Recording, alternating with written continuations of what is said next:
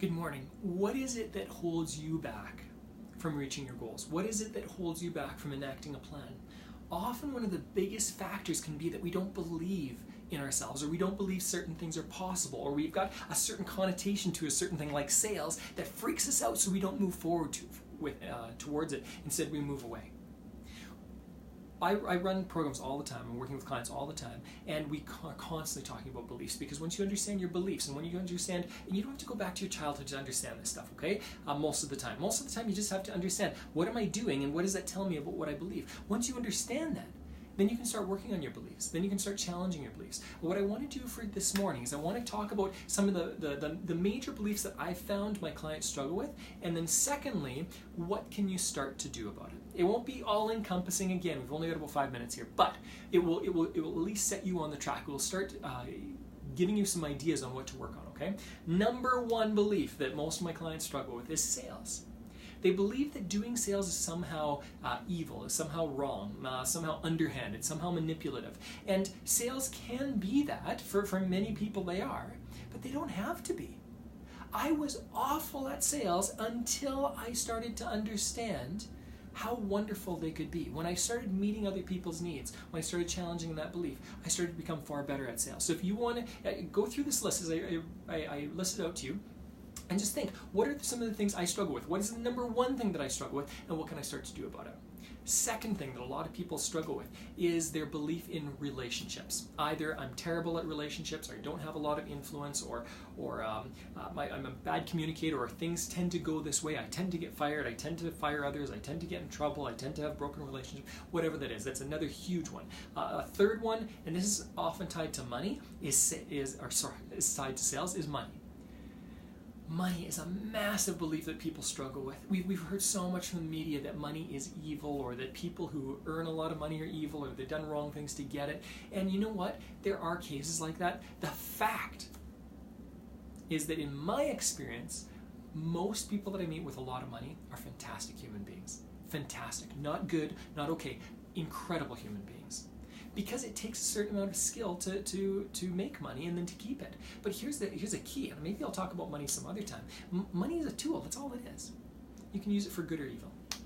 Okay, it depends on who we are, okay? Next one. How hard you need to work. So on one end of the spectrum, I've got some clients who come to me and they're like, oh, well, I just want to get rich quick. I just want to do like this one thing. I want to take about 3 weeks to work half-time for 3 weeks, and I want to become a billionaire.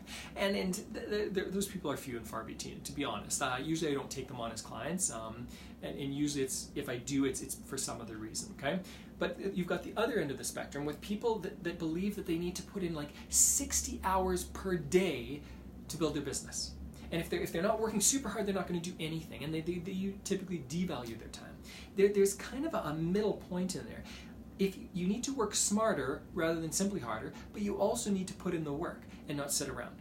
So the fact is that we need to work hard, we need to put in effort and energy. No one accomplishes a great amount without putting in some energy. Having said that, you don't have to kill yourself. And actually, if you kill yourself, you're not going to be all that useful. I'm not talking literally, but if you're working super hard, you're not being as efficient as you need to be, and hiring and delegating and managing teams, okay? So that's a big one.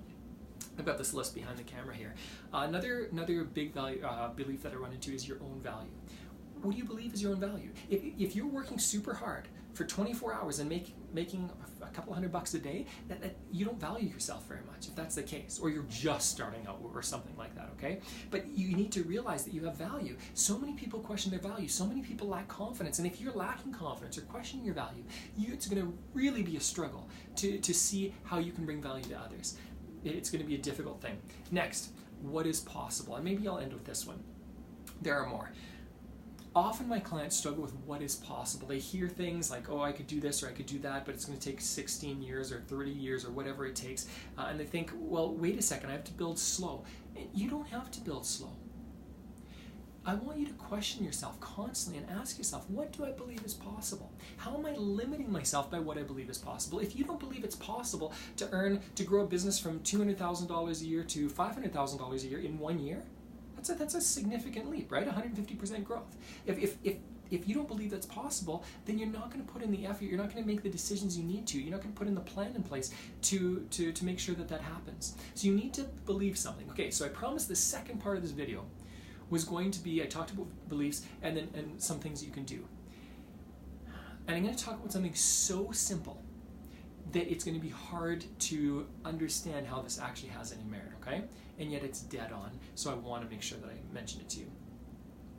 The way beliefs are created are one of typically three things: repetition of things that we're told, repetition of things that we see done, or some experiences. And experiences actually can be quite short, okay? I'm trying to practice fancy sign language here. The experiences can be, you can have one experience and it can change a lot, whereas certain words, certain vocabulary, certain examples that we've seen, we usually have to have those over and over again, okay? So with beliefs, that's what I'm going to challenge you to do. I'm going to challenge you to change your beliefs, and I'm going to leave it up to you to think through this. Change your beliefs through the things that you say and hear. Change your beliefs by the modeling you see around you. Change your beliefs, and actually maybe I'll do another video tomorrow to maybe explain a little bit, but I want you to think about this, okay?